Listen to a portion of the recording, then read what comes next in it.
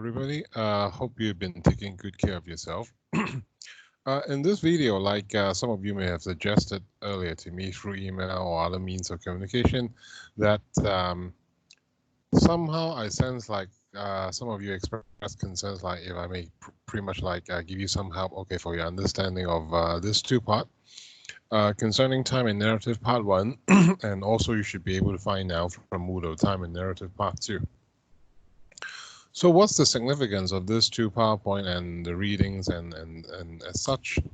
Okay, I think quickly we could like from here I could like highlight certain key points for you so that like when you're going through these two materials, just in case you need some help or you need some more how to say, excuse me, wait a second please. Yes, okay. Just in case you need some help or some other forms of support, kindly let me know.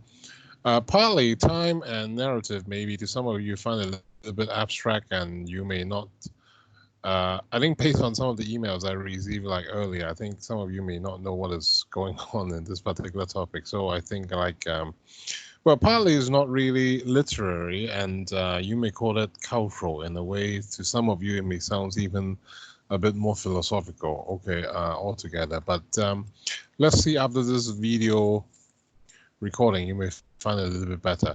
Now, first and foremost, like, yes, of course, time can be a philosophical issue. Time can be a cultural issue. Time can also be, nowadays, most of us, we believe, a business issue because we always see time as a kind of scarcity. And how do we measure time?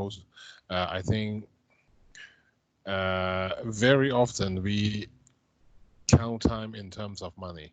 Now, this is a very modern conception of time. If many of us like we're counting like time, okay, say for instance, you do a little part-time job, you do full-time job, how do you measure your salary? How do you measure your income, your remuneration? Most likely we use time as a very important element.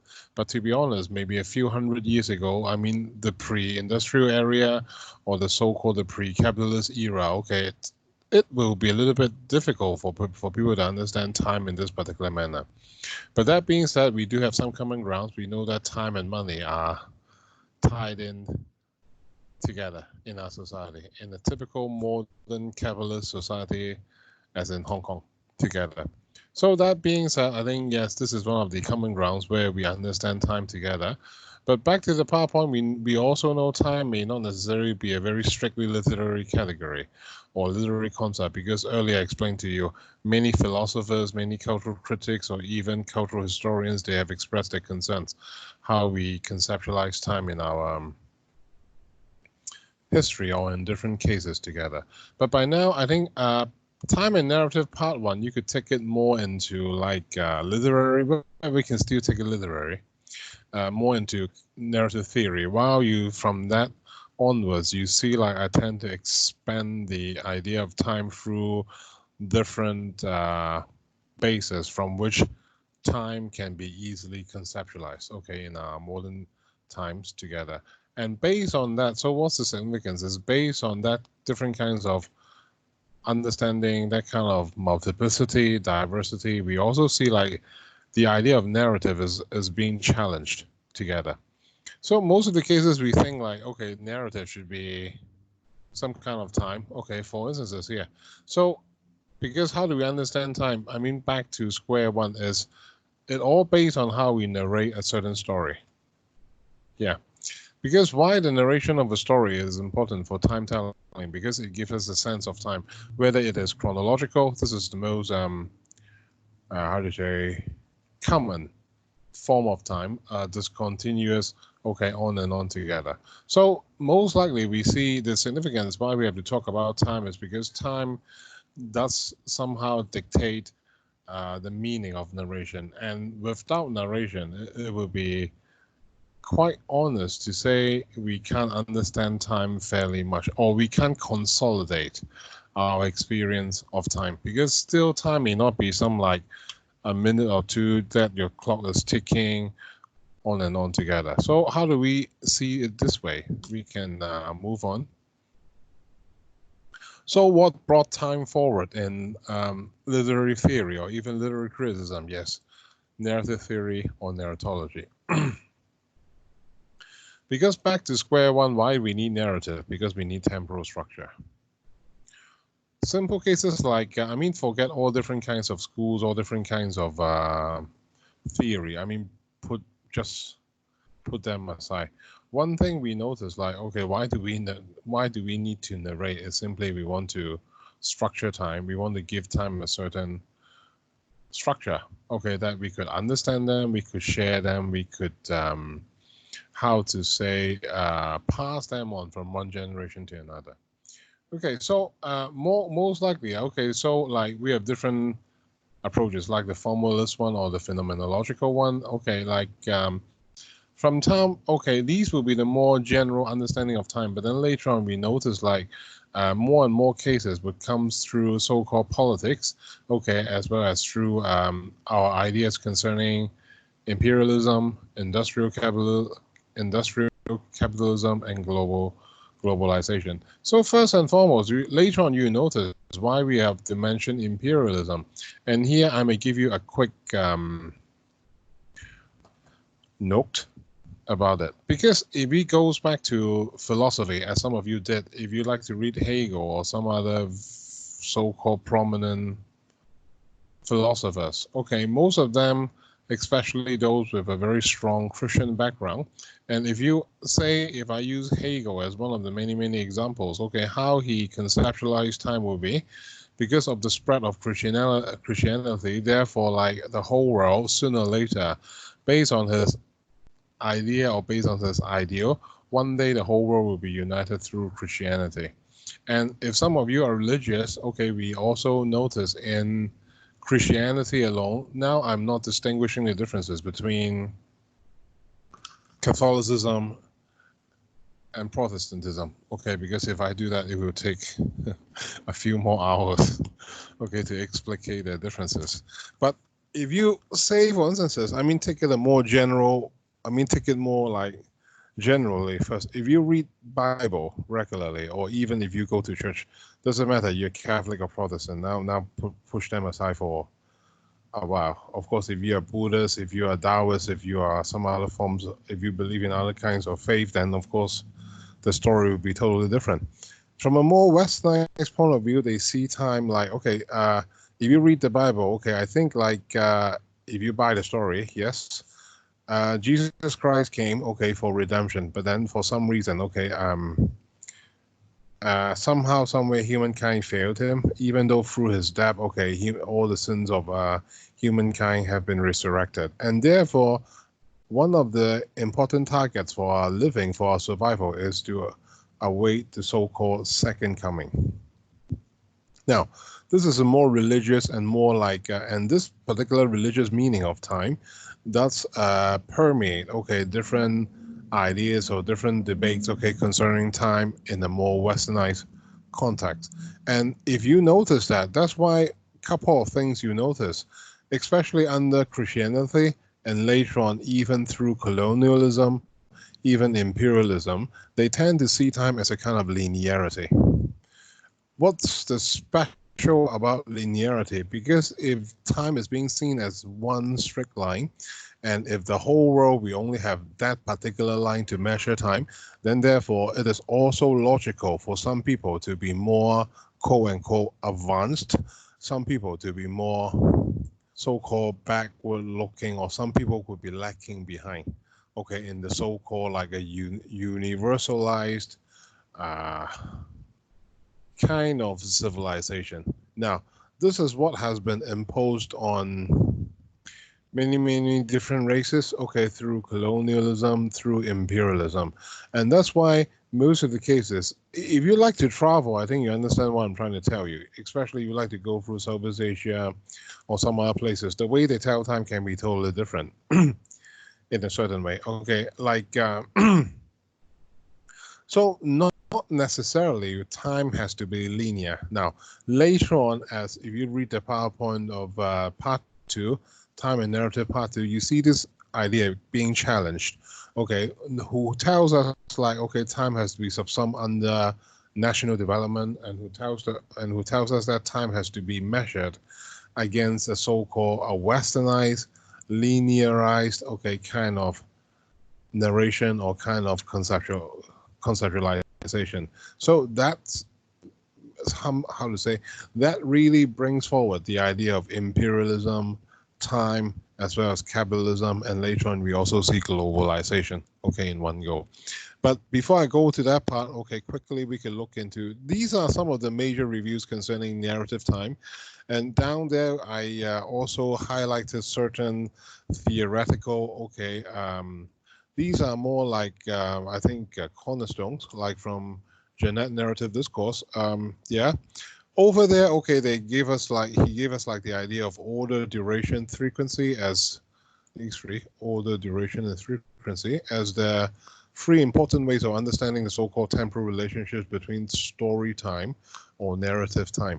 So that's one of this idea, okay, being put forth to us. And in our so-called like,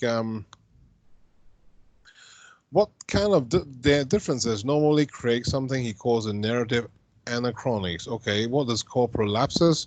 Prolapsus simply means like how do we expect an event will take place later in the story, and then the concern about the analapsus, which will be the references to an event that has taken place earlier. If you like to go to movies or if you like stories very much, these two things always like somehow regulate our expectations from a story or even our imagination about a plot or about the certain development in narrative. Okay, so somehow based on that, okay, from Jeanette's idea, so we also discover something he calls like the narrative capacity for temporal autonomy. Okay, what is temporal autonomy? That means like it's an understanding of time, temporality, that has been so-called free from chronological order, okay, of both story time and lived experience. That means like time does not necessarily has to follow a certain chronological order as being dictated in our watch, in our calendar, in our day-to-day routine understanding of time.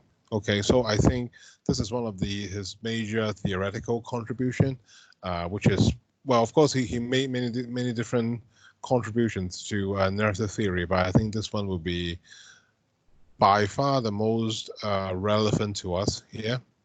Okay, so the other way he also mentions will be how do we assess the so-called temporality of narrative? It's so-called through the contrast in duration. What's the contrast in duration here means like how long the events of the story actually took, plus versus how long the narrative spends, okay, narrating them.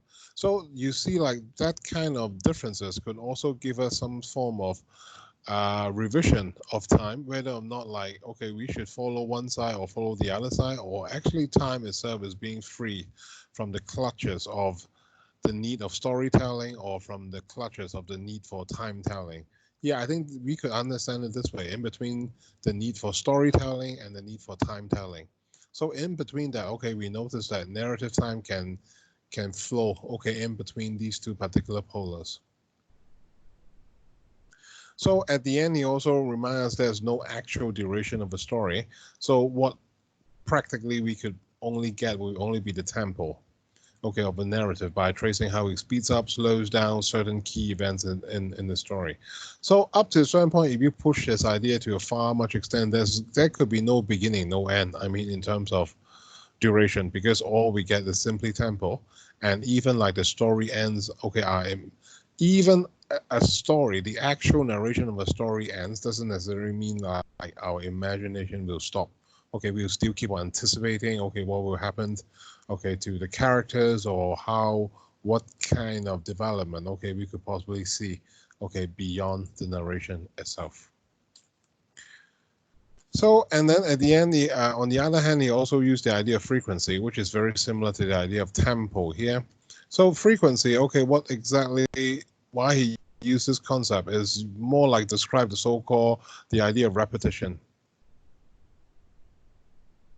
So that help us to understand like how the narrator or how the narration, okay, give us like, okay, how do they handle an event? Sometimes multiple times and go back to one single event, okay, like in movies, like in short stories, or sometimes, okay, sometimes like there could be different kinds of happenings, but then the narrator tends to somehow combine them into a single instance of narration is here. So Partly because like there's no actual duration of the story, so only we could grasp the tempo of the narration by tracing how it speeds up and slows down together. Okay, so most likely that will be the idea from which Jeanette, okay, like brought forward in his seminal title, again, Narrative Discourse Together. So where has this idea of time come from? Okay, partly because like, I think this time we turn to recur. Okay, and that will be the course reading I assigned for you, I think like in the previous module. So he's basically ground his idea from Martin Heidegger's, okay, being in time.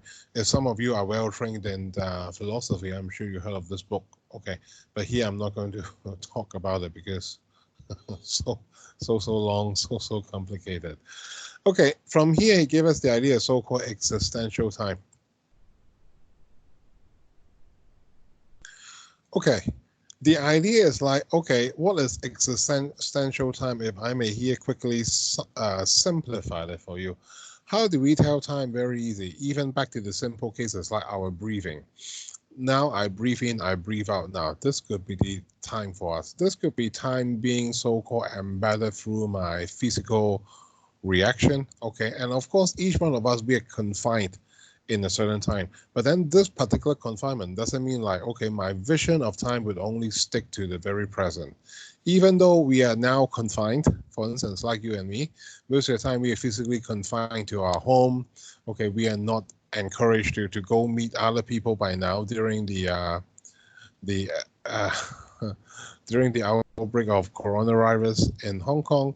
That being said, okay, even our understanding of time doesn't necessarily like have to be confined to a room or has to be cut off totally from the whole society or from other people we actually know. So yes, we do exist within time, but then another interesting concept called historicality. Okay, we do have some limitations.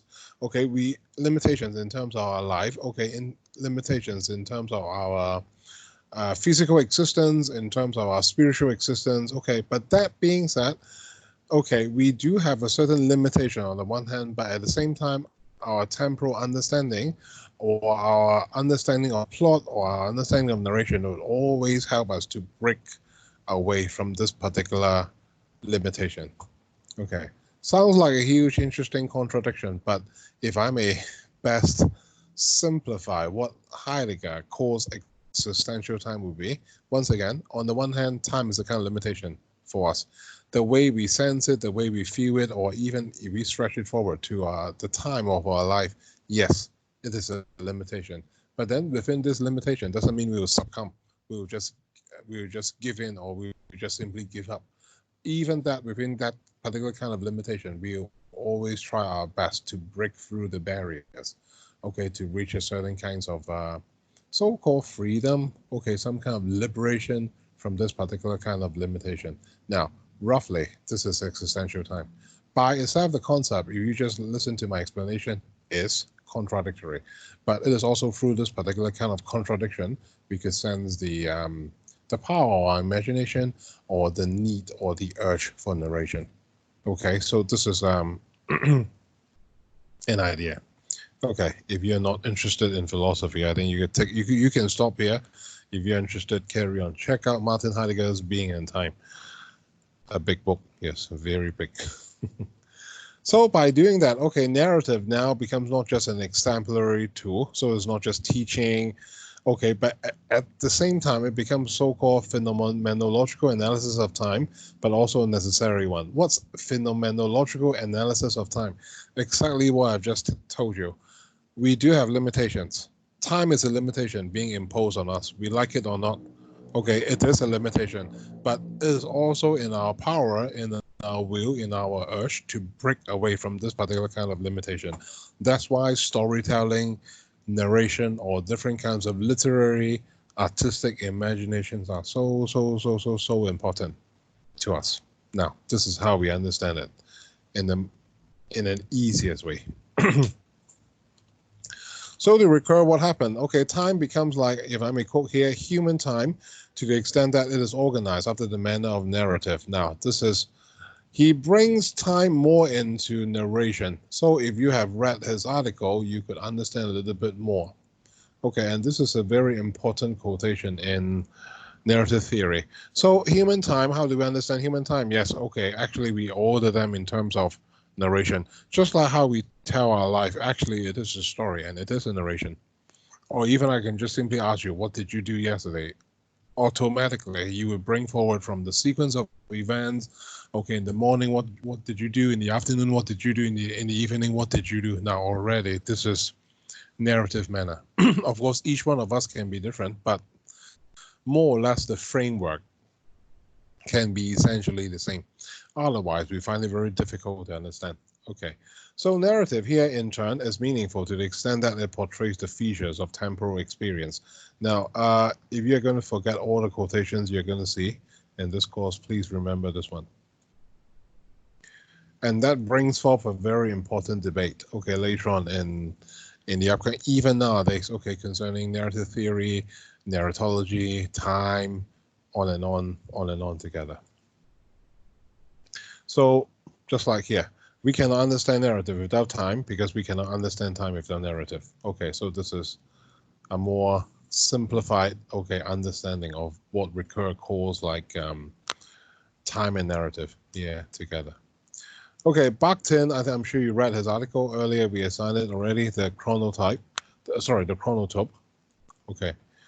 Here, if you have read it, I don't think you may want me to carry on again. Well, in case you want me to explain it more in depth, that kindly let me know. But then earlier we assigned this one together. Okay, so how do we understand chronotype? Is simply like, if I may quickly repeat, how time, space, and plot are being interwoven together. Okay, in different kinds of writing, in different kinds of literature. Okay, so yeah. If you read the article, I think not difficult to understand. Okay, so why I jump from narrative time to modern time, and later on in the second PowerPoint, okay, which will be time and narrative part 2, which later on I'll also record a video for you. Over there, you see all different kinds of time. From here onwards, you see a couple of things, which I intend to do so. Number one, time may not necessarily be universal, even though many of these understandings are more like originated from the West, even though that is the case. But then you start to notice time began more like a kind of philosophical or to some a religious idea. Okay, time can be a highly religious idea. Okay, if you notice that. Yeah, earlier explained to you the idea of Christianity, the idea of the first coming, the second coming, on and on. That's why everything has to go through in the so-called linear manner. Otherwise, it doesn't justify. But you know, some other religions can be different. If you like Buddhism, for instance, is the idea of karma makes time more like in terms of circular. So what you did now would probably affect what you did, what will happen to you in the future, and what you achieve in the future will probably keep on affecting what is going to happen to your life. So it can be a circular, okay, on and on. So not now, just make it clear, not all religions see time as linear, as in Christianity. Many religions, okay, they do see time as circular in a way, that we things that keeps on and on together. And if you like Taoism, okay, that is the most common form of religion in Hong Kong or even in the Chinese communities. Okay, they also see time, instead of being linear, they see time as more like circular, because what you did now, okay, probably will affect you in the future, and what you did in your previous life would actually affecting, okay, what you've been doing here. And that time doesn't have to be in a strict line. It could just comes back to you. Like, probably we could say haunted by the past. That's one of the interesting phrases, like in cultural theory, okay, from time to time we hear people talking about it, haunted by the past. Even though you think the past is the past, present is present, future is future, sorry. From time to time, these things will crawl, will jump over the hurdle and then come back to us. So by understanding that, okay, you know, time is not linear. And if some of you, just like me, I studied ghost, okay, for my PhD. So if you believe in ghosts, you always believe one thing: time is not linear. 2. Okay, now this is more like from more, sorry, I distract you a bit. This is more from the angle of religion, from the angle of spiritualism. Okay, that time can have many, many different ways.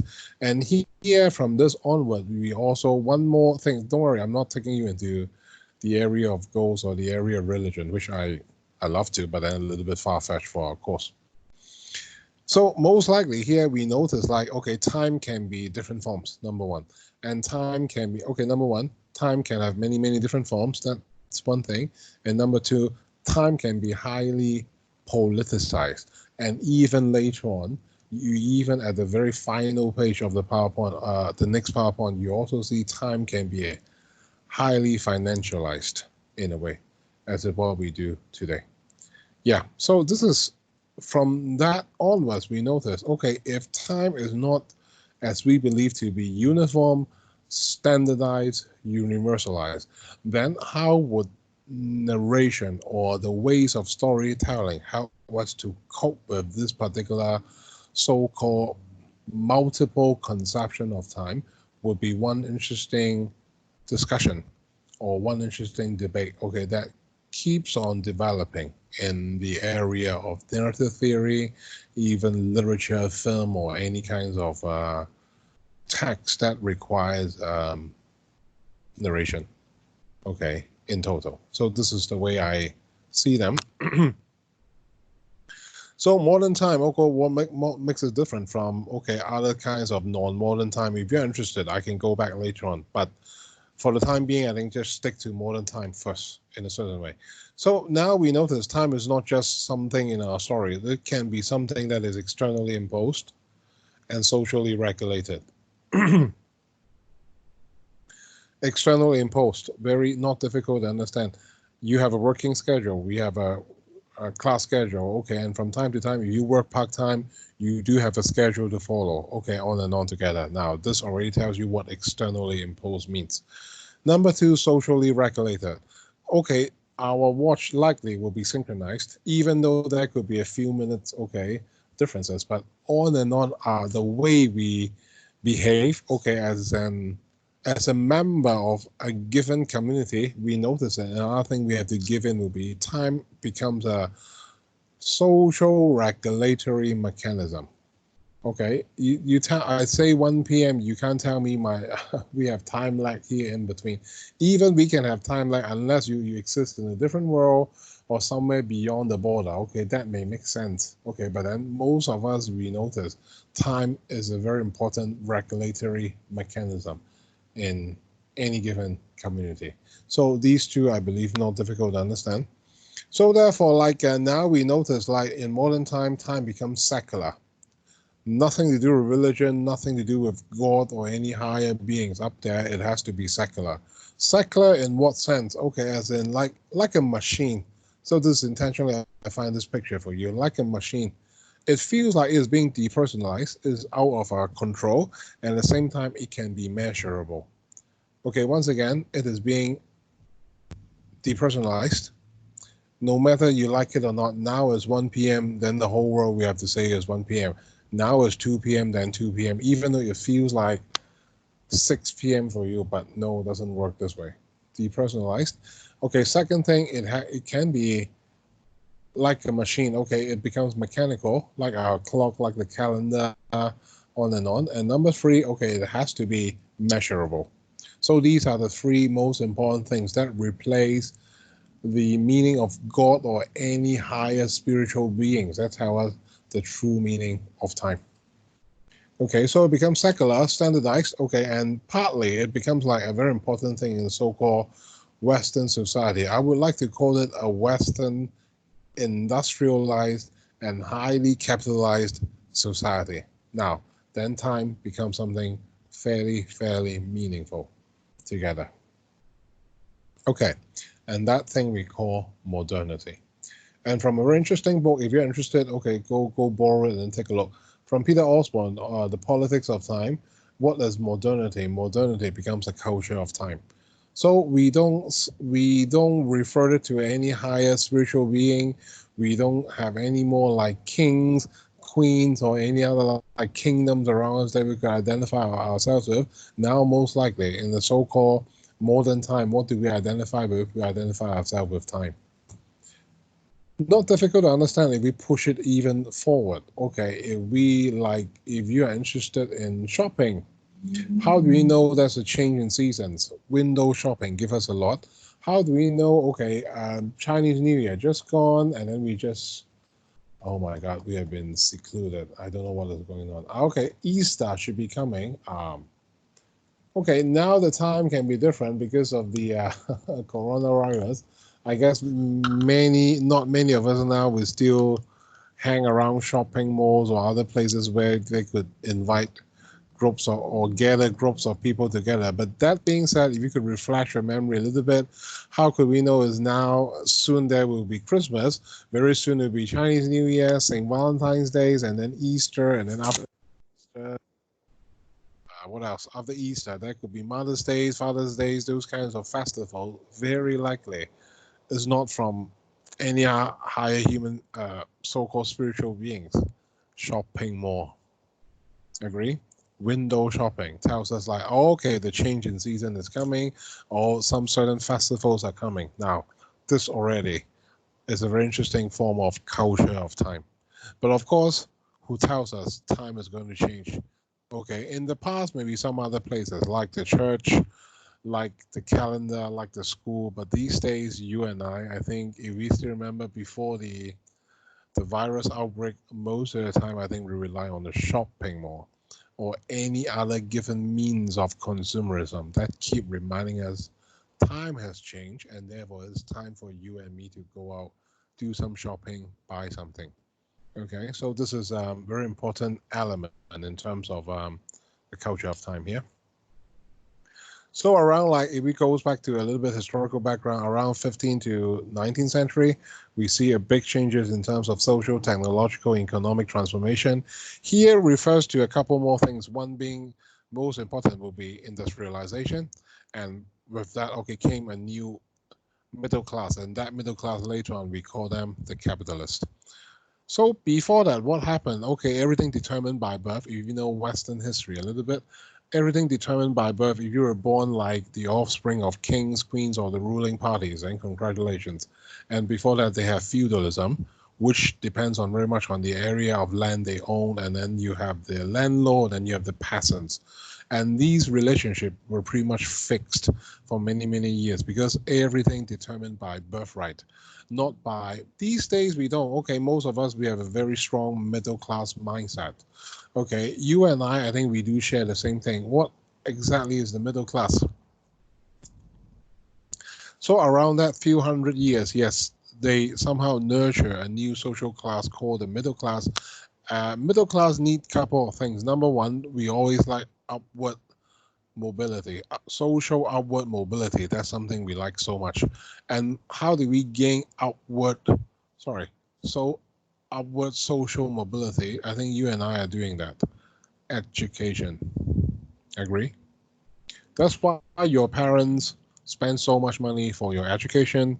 Okay, imagine since the day you were in primary school, secondary school, on and on, see how many kinds of classes, tuitions, okay, extracurricular, okay, activities you had participated. Imagine how many certificates you have gathered. Now, this is a very typical middle class mindset that we believe, okay, by doing that, we can move up the social ladder. That's number one. Number two thing that characterizes social class will be, we talk so much about freedom. Okay, the right to political participation, which is also a very middle class thing.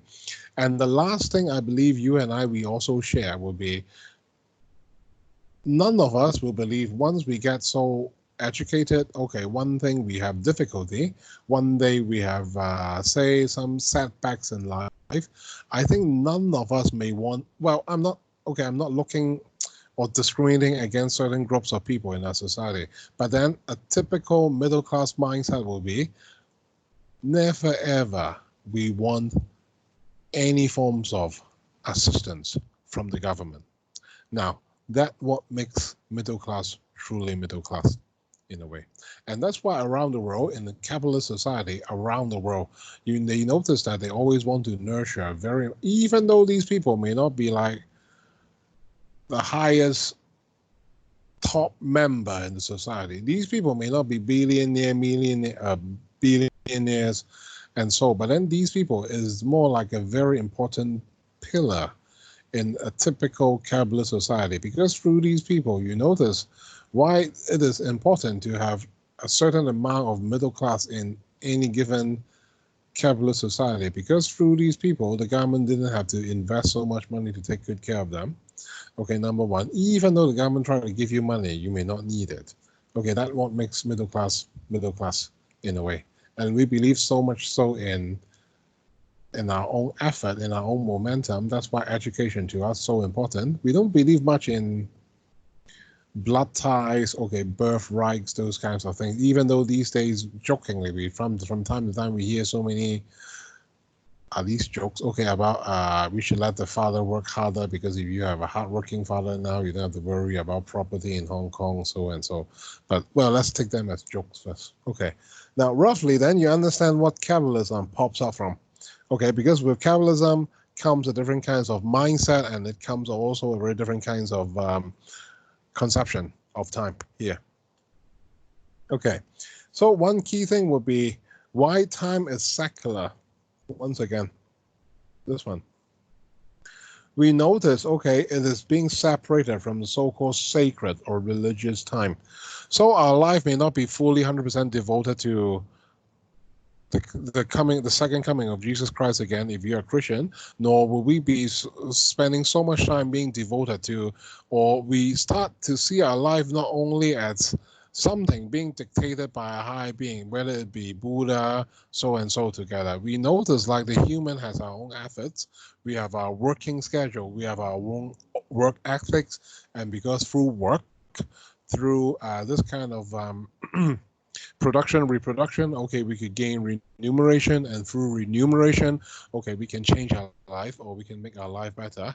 At least this is still what we believe generally. So that kind of time, okay, becomes like a couple more things. Earlier I mentioned measurable, but also later on, okay, under modernity, this kind of time becomes rational, and most important now, progressive. Why I highlight the word progressive for you? Because later on you start to see when colonialism was at its heyday, what happened will be when you have all these colonists coming over to take over the land resources of other races or people of totally different upbringings or civilization. One important thing, so-called justification they use would be, we were progressive and they were not. We were more advanced and they were not. So when we came, we are not just like taking away their things. We are actually enlightening them. We are actually educating them. We are actually taking them, hopefully, even though now they are lacking behind, but by colonizing their places, but by giving us our culture, we could bring these people up on the same line with us. And therefore, being colonized by us is good, because by doing so, we try to teach you to become more progressive. Now, this is the political dimension that is being hidden in one of the key features about the conceptualization of time in the so-called modern capitalistic era.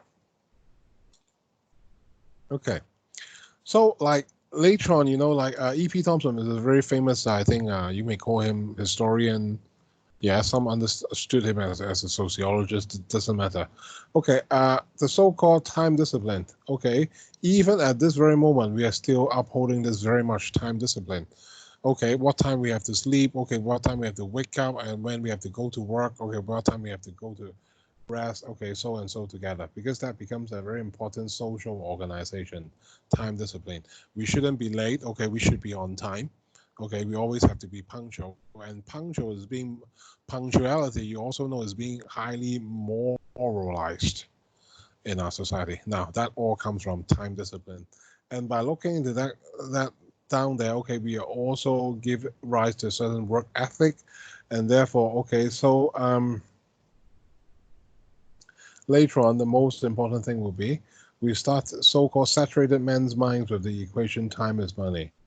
And to us, true, time is money. How you're being paid, and time becomes a certain form of scarcity. Okay, just like you keep telling, I don't want to waste time on certain things. Okay, I want to save my time. I don't want to waste my time. Even these are figurative language. Okay, save time, waste time. Already we see time as a kind of scarcity, and it's something like a kind of resources that we always want to, how to say that, we always want to make good use of it. Okay, we can invest time, okay, on here, or we don't want to invest time over there. Okay, now these are the very common figurative expressions, okay, about time in our day-to-day usage. So therefore we know, okay, secular, rational, regulated, and therefore progressive. Just like back in E.B. Thompson's time, I think he's just referring to more like a factory work. Okay, so factory has very like strict, okay, timeline. That certain time you have to eat, certain time you have to work. When the bell rings, the machine has to stop, and then everyone will be out for lunch. And after certain hours, we come back and then we start working again. Even not factory these days in Hong Kong. Even you look at office. Okay, we look at different time scales. We seem to share them quite together. I mean, as part of the community. So from 12 to 1 p.m., 2 p.m., if you're just like me, you don't like places to be crowded. Normally, I try to skip my lunch during that hour. Okay, I prefer to have lunch a little bit earlier or have the lunch a little bit later. So that's one good way to skip the time. And if you like to go, well, now you can't, I think many of us, but most likely you also notice the pricing of food can also change, right? If it's the prime lunch hour, food will be the standard price, but then you wait 30 more minutes, say 2:30, now we have the afternoon tea, they give you the same thing, but then the price can be lowered. Okay, now even the pricing, timing, everything are being combined together into one form of thing we call modern life. Okay, let's see it this way.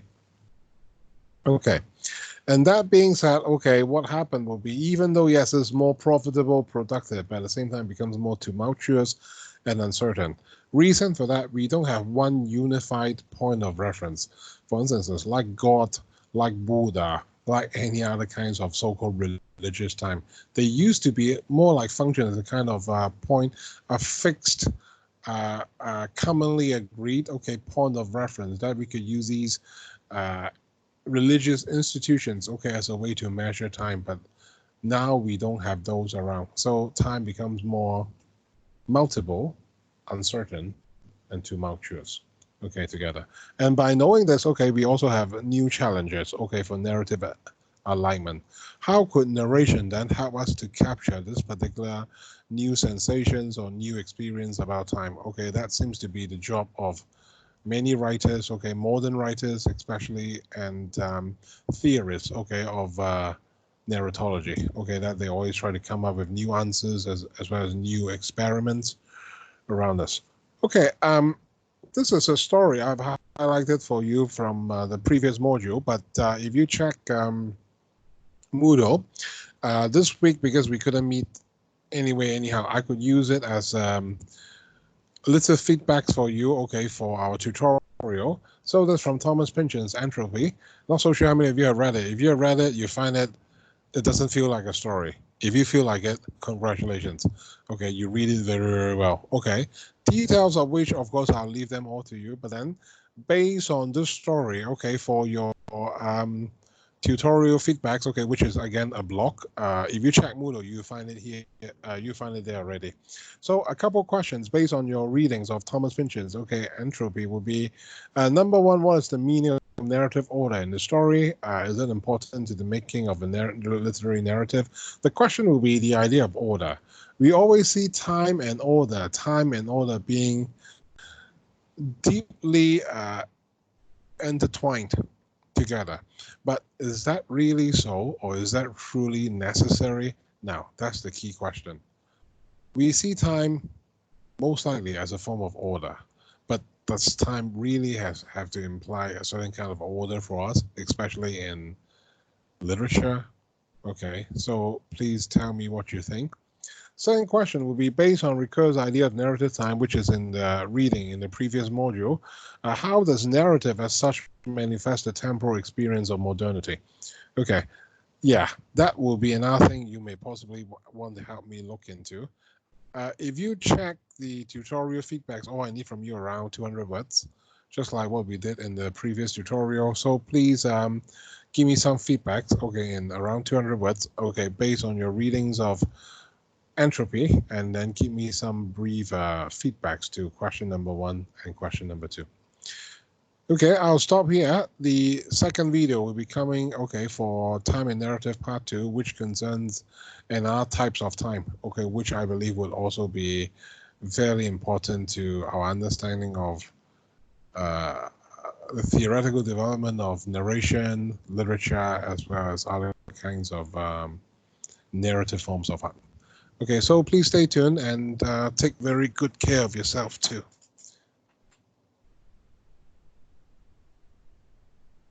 Yep, thanks for watching.